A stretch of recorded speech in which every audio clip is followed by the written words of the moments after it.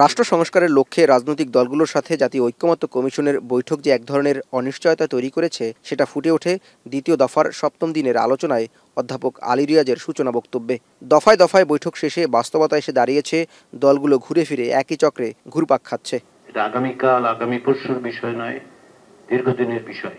Foreign service একাডেমির এই আলোচনা বিবেচিত হচ্ছিল চূড়ান্ত আলোচনা হিসেবে, কিন্তু জাতীয় সাংবিধানিক কাউন্সিল ঐক্যমত্যে পৌঁছাতে না পারায় কাঠামো পরিবর্তন করে নাম পাল্টে সাংবিধানিক ও সংবিধিবদ্ধ প্রতিষ্ঠানের নিয়োগ কমিটি করা হয়। সেটি নিয়েও দ্বিমত দেখা যায় রাজনৈতিক দলগুলোর মধ্যে। এই কমিটি গঠনে অধিকাংশ রাজনৈতিক দল ঐক্যমত্য পোষণ করলেও বিএনপি ও তার জোটসঙ্গী 12 দলীয় জোট জাতীয়তাবাদী সমমনা জোটের দাবি এই কমিটি প্রধানমন্ত্রীর ক্ষমতা খর্ব করে নির্বাহী বিভাগকে দুর্বল করে দিবে। সাংবিধানিক পদগুলোয় নিয়োগের জন্য সার্চ কমিটি বা আইনি ব্যবস্থায় হাঁটতে চায় দলগুলো। আমরা চাই সমস্ত সংস্থাগুলোর স্ব আইন যেগুলো আছে তার মধ্যে আমরা সংশোধনী আনি এবং সেই আইনগুলোতে সংস্কার করে আরও স্বচ্ছতা, জবাবদিহিতা আমরা নিশ্চয়তা বিধান করি এবং সেই গঠন প্রক্রিয়াটা আরও শক্তিশালী করি।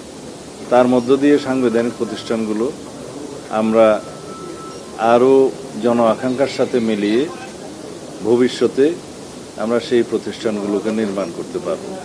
জামায়াতে ইসলামী, এনসিপি, এবি পার্টি, সিপিবি, গণসংহতি ও গণ অধিকার পরিষদের মতো বাকি দলগুলো বলছে যাতে প্রধানমন্ত্রীর হাতে ক্ষমতা কুক্ষিগত না হয় সেজন্যই সাংবিধানিক কমিটির পক্ষে তারা। কনস্টিটিউশনাল বডি গঠনের মাধ্যমে প্রধানমন্ত্রীর ক্ষমতার হস্তক্ষেপের কোনো সুযোগ নেই, আগেও ছিল না।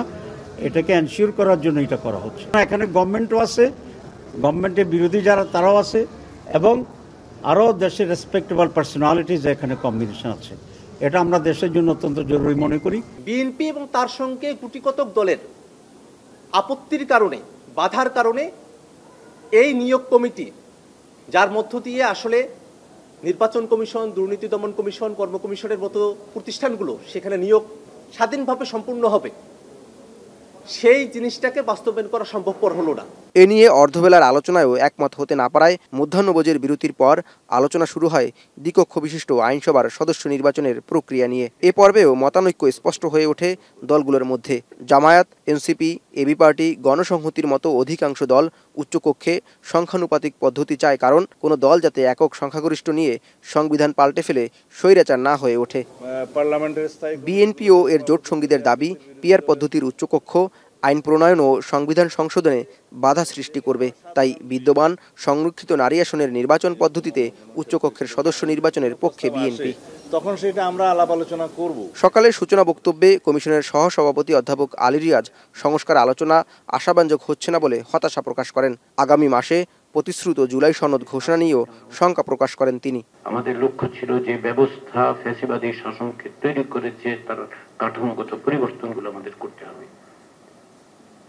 এই সংকল্পের থেকে সমস্ত কিছু, সমস্ত রকম মত পার্থক্যকে পাশে রেখে আমরা সকলে সমবেত হয়েছিলাম। বিভিন্ন বিষয়ে অগ্রগতি হলেও সত্যি কথা হচ্ছে আশাব্যঞ্জক অগ্রগতি ক্ষেত্রে আমরা খানিকটা পিছিয়ে আছি এবং এই অগ্রগতির জায়গাটা অর্জন করা দরকার। এই কারণে আপনারা রাজনৈতিক দল হিসেবে, ব্যক্তি হিসেবে, সিভিল সোসাইটি হিসেবে, গণমাধ্যম হিসেবে কেউই চাচ্ছেন না যে আমরা ওই জায়গায় আবার ফিরে যাই। পরে বিকালে আলী রিয়াজ জানান তারা রাজনৈতিক দলগুলোকে জুলাই সনদের ব্যাপারে এক ছাতার নিচে দাঁড়াতে আহ্বান জানিয়েছেন। দেশে একটি জবাবদিহিমূলক রাষ্ট্র প্রতিষ্ঠার ক্ষেত্রে। জাওয়াদ মাহমুদ, এখন, ঢাকা। মাঠের অলরাউন্ডার আমি, আর ঘরের allrounder Tilex. Tilex toilet cleaner, clean মানেই টাইলক্স।